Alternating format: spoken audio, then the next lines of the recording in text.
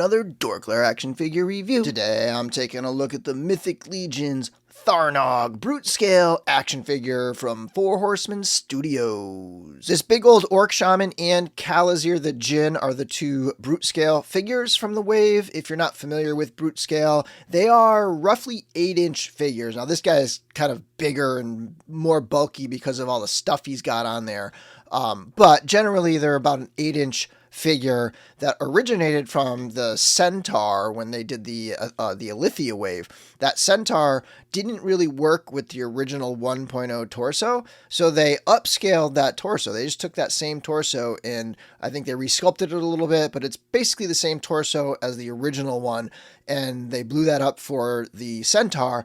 And then since they had the tooling for that, they decided, hey, let's make the legs and stuff. And so they made another scale. That places the Brute Scale in between the original 1.0 6 to 7 inch figures and the Ogre Scale figures that are really huge 9-inch figures. But in terms of compatibility and spiritually, this very much is more like a 1.0 body. In fact, there are some options for swapping, and a lot of the parts do actually fit between the Brute Scale and the 1.0. Anyway, that's enough talk. Let's get into this review. Zooming in on Tharnog's head sculpt, this is a much different orc than anything we've ever seen before. Not only is it a much larger orc than we've seen, but this is also a good guy. This is an orc that has gone over to the Convocation of Basilia and thrown in with the good guys. This is a shaman. It's got a much more sage-like, older kind of look to the face, and it's got this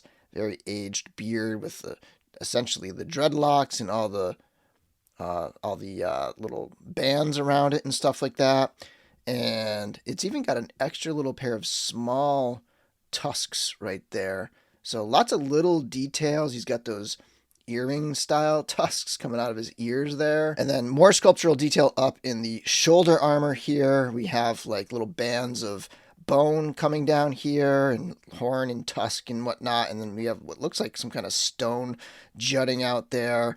And we've got, straps, that sort of banding that kind of attaches these antlers to it and stuff, moose antlers. And yeah, there's just like a lot of cool little details there, but these things make him incredibly top heavy. Like, this figure does not want to stand up really well. I would recommend a stand with this guy. I don't usually use stands, but I may end up picking up some stands just for this guy because he's so top heavy, and his ankles are a little loose this way, so that hinge in the ankle is a little loose. So you combine that with the top heaviness, and this guy could topple over very easily. I'm not usually a huge fan of the fur here. It is kind of necessary on this guy because his head is very large because of all this stuff.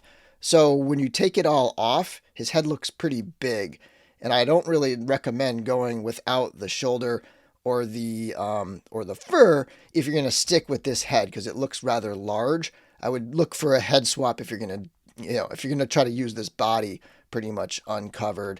And then under here, we've got to look at the belt, which again, so much going on here. Pouches, that looks like a gourd. We've got a skull here and other sort of bone-like stuff. And I think this belt is the same as Kalazir, but just with a modular front. I believe this piece is glued in here, and then Kalazir has like that big circle on there. But all this stuff seems like it's the same as Kalazir. And then you've got the orc legs and the wraps around the legs, and then the feet. The forearm wraps and the leg wraps are different. This is an overlay piece on top of the leg, so this has a bare leg under it. This does not have bare arm under it. The wrap is the arm piece. And here we have an overall look at the entire figure, which stands just about 7 3/4 inches to the top of the head, but over 9 inches at the top of those antlers. Here he is next to the other two Brute Scale figures, and they are looking really nice together. I'm loving this new scale. And here you get a look at how he scales next to the 2.0 body, which is Samir on the left, and the 1.0 body, which is Zendi on the right. Here he is with the other green guys from Mythic Legions. All the way to the left, we do have the Colosseum Orc, the Goblin is Thump, and the Ogre is the Ogre Legion builder. So a great lineup of different sized green guys going on here in Mythic Legions. And here we have some non-Legions fantasy figures, the NECA D&D line, and this fits in really well with this larger sort of 7-inch line, so you kind of like imagine it's not brute scale, it's just a regular orc, and it fits in perfectly. It also works really good with the Spiro Toys Animal Warriors of the Kingdom with Tiberius on the left and the Masterverse from Mattel.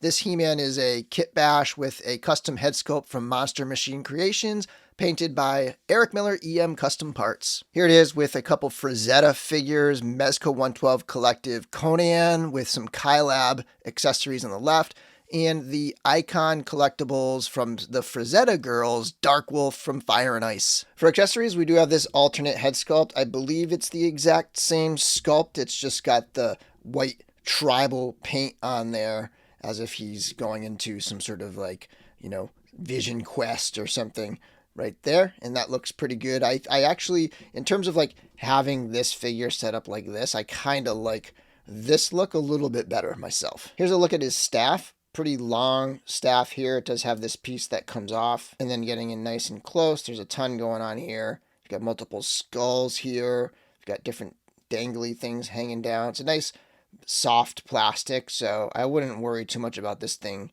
breaking. Maybe something could come unglued, but for the most part, I think it's a pretty solid piece. He's also got this crystal ball that looks like it's coming up out of his hand, like he's almost like hovering above his hand with these magic smoke effect or something like that. And it does have some, transparency to it, so you can shine a light through there and get some nice effects. And then this hand is sculpted so that it can grip it, but you can remove that hand if you want to. So extra hand there.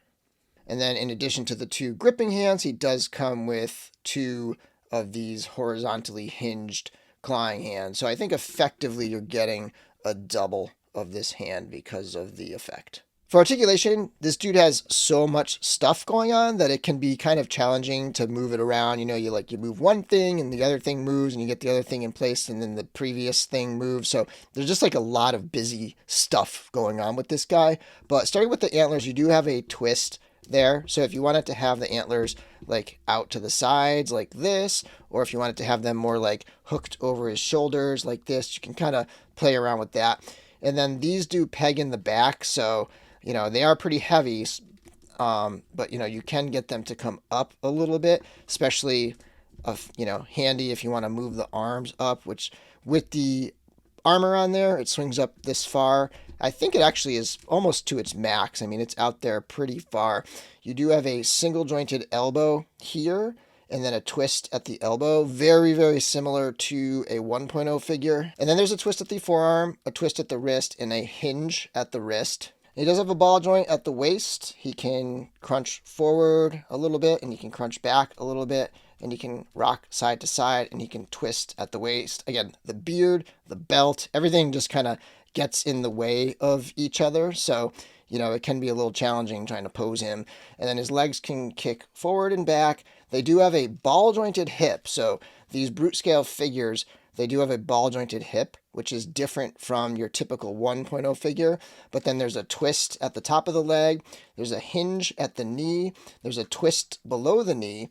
There's no boot cut or anything. This piece here is over the top of a singular lower leg piece. You do have a hinge at the ankle, and then a rocker and a twist at the ankle. And again, my hinge is pretty loose on this guy. And before we get into swaps, I just wanted to show him without the shoulder armor or fur on there so that you can get a better look at this body. And I'll do some more swaps with this body as well. As you can see, the head's pretty big. I don't think it's too crazy.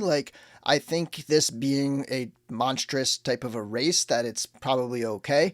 But for me, I probably would be looking for a little bit of a smaller head if I'm going to display it without all of the big bulky stuff. When that bulky stuff's on there, it looks just fine. It looks fantastic, actually.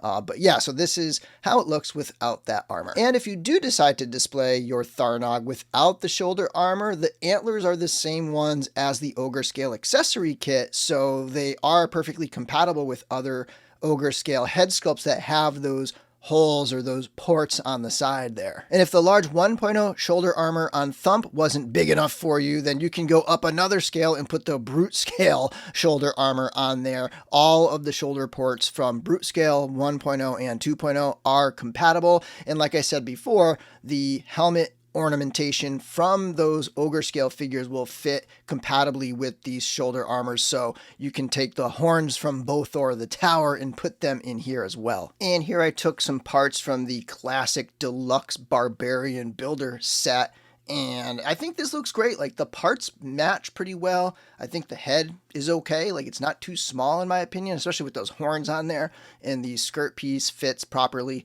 So yeah, I think the compatibility is really good between a lot of these 1.0 figures and these brute scale figures. And I did notice that this has a hole in the back. It is a lot bigger than the tail from like the cats, for example. So I'm not sure exactly what they got planned down the road, or if there's anything right now that's compatible with this hole, but you know, keep an eye out because something may come along that has a tail in the brute scale. And then here's how he looks with the 1.0 armored orc head and the orc pauldrons on there. I also put the cloth goods from Poxxus that look great with this belt. I think it looks fantastic. And finally, here he is with Vorthog's belt and head, along with the Poxxus skirt as well, which I think just looks excellent on this kind of longer body. Really cool looking stuff. Lots of swappability with the 1.0 figures. And so final thoughts, this is a top heavy character. It's a bit fiddly with all the stuff going on, but it does have an amazing presence. It's a beautiful figure, and I do love the body itself. This is just a fantastic buck.